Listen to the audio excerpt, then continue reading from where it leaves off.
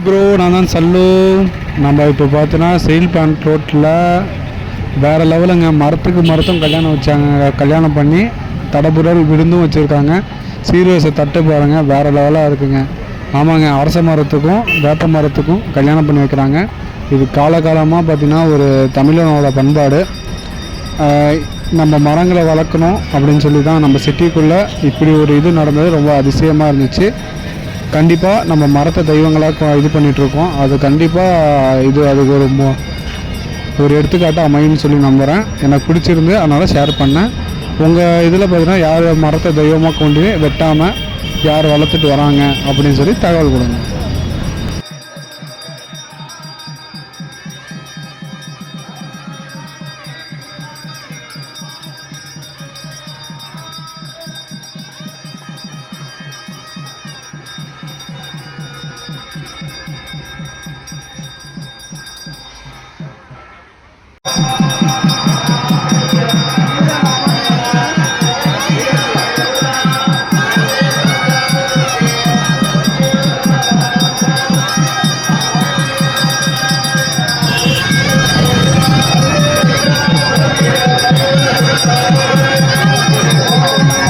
கல்யாணம் முடிஞ்சு இருக்காங்க.